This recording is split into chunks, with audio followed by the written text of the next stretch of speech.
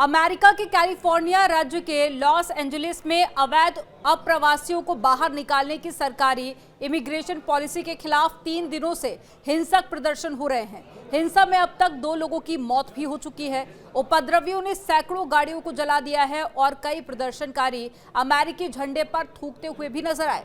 राष्ट्रपति Donald Trump ने आदेश दिया है कि जो लोग प्रदर्शन के दौरान मास्क पहन रहे हैं उन्हें तुरंत गिरफ्तार कर लिया जाए। प्रदर्शनकारी मास्क पहनकर सड़कों पर उतर रहे हैं ताकि वो सुरक्षा कैमरों से बच सकें।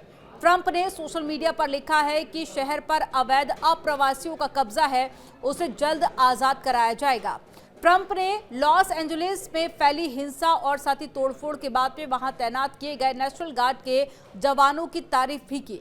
ये जवान आमतौर पर राज्य के गवर्नरों के आदेश पर बुलाए जाते हैं, लेकिन इस बार ट्रंप ने खुद उनकी तैनाती कर दी है।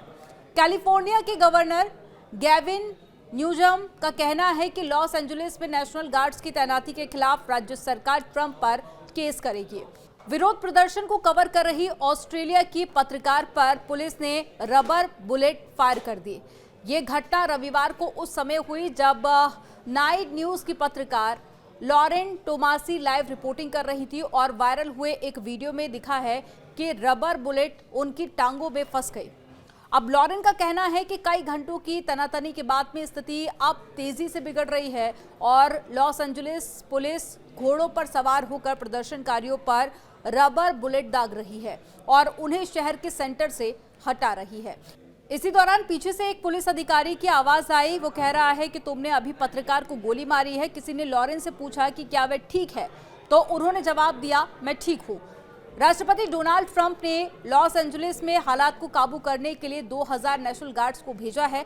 हालांकि कैलिफोर्निया की गवर्नर गैविन और साथ ही लॉस एंजलिस की मेयर कैरेन बेस ने नेशनल गार्ड्स भेजने का विरोध किया है। ये पहला मौका है जब किसी राज्य में नेशनल गार्ड को बिना गवर्नर की अनुमति के भेजा गया है।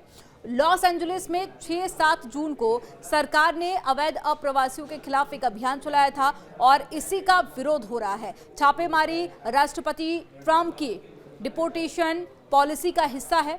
इससे पहले भारतीय समय अनुसार रविवार सुबह भी प्रोटेस्ट हुआ था। इस दौरान प्रदर्शनकारियों ने पुलिस पर पत्थर और पटाखे भी चलाए थे।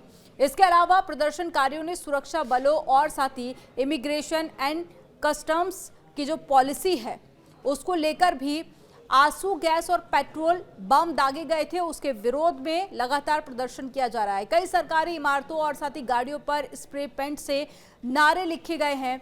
एक स्ट्रिप मॉल में आग लगा दी गई है और कई दुकानों में तोड़फोड़ भी की गई है।